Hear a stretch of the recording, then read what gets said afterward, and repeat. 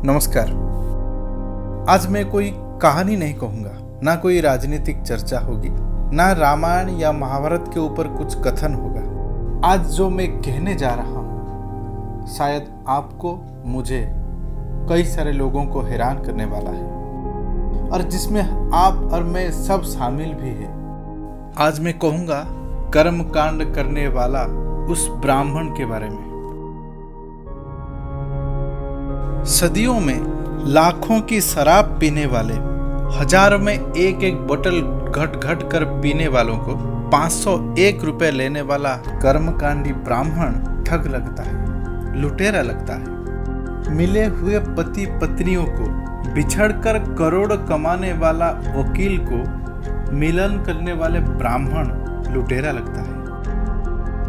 हम शादी में इवेंट मैनेजर को लाखों रुपए दे देते हैं, मेहंदी रस्म के लिए, हल्दी रस्म के लिए, अलग अलग इवेंट करने के लिए, एक एक प्लेट खाना को 1000 रुपये में बेचने के लिए लाखों रुपए उनको दे देते हैं। पर उसी रस्म पर पूजा पाठ करने वाला ब्राह्मण को जब 1000 रुपये डिमांड करता है तो हम उसे चोर बोलते हैं। किसी प्राइवेट पार्टी में लहंगा उठाकर, मिनी स्कर्ट पहनकर आधे नंगे हुई कोई लड़की को हम सेलिब्रिटी बोल के लाखों उसके पीछे उड़ा सकते हैं। पर जो ब्राह्मण आके संस्कार के साथ संस्कृति को बचाता है तो उसे हम 1000 रुपये के लिए भी चोर कह देते हैं। शादी में हम डीजे लगाते हैं, जोर नाच गाना करते हैं, उसमें करोड़ों खर्चा करते हैं, पर वो सस्ता लगता है।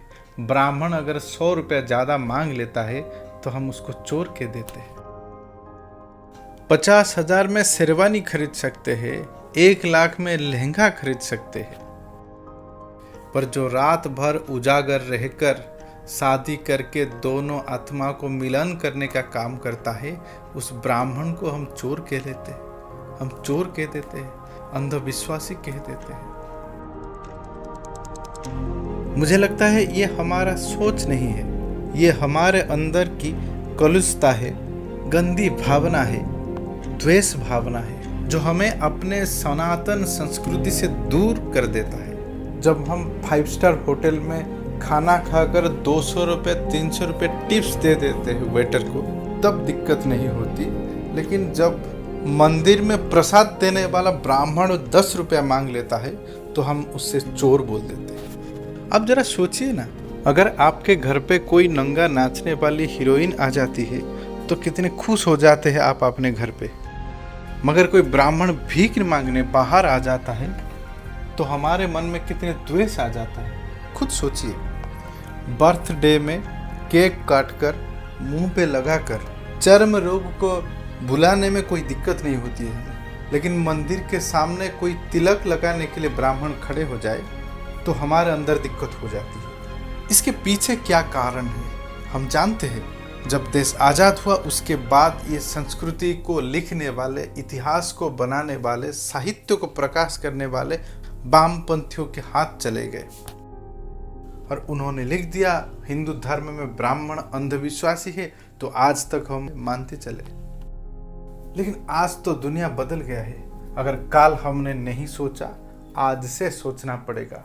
सनातन धर्म को बचाने के लिए, सनातन धर्म के साथ रहने के लिए हमें आगे बढ़ना होगा और कदम मिलाकर चलना होगा। अगर मेरी बात में कुछ गलतियां हैं तो आप मुझे कमेंट में कुछ लिख सकते हैं, जैसे कि मैं खुद को सुधार सकूं।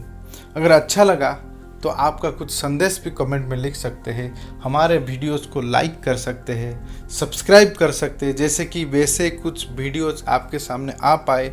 और इसको भी ज़्यादा से ज़्यादा शेयर करिए, जैसे कि सारे दुनिया के सामने ये फैल जाए कि आज दुनिया जाग रहा है सनातन को बचाने के लिए।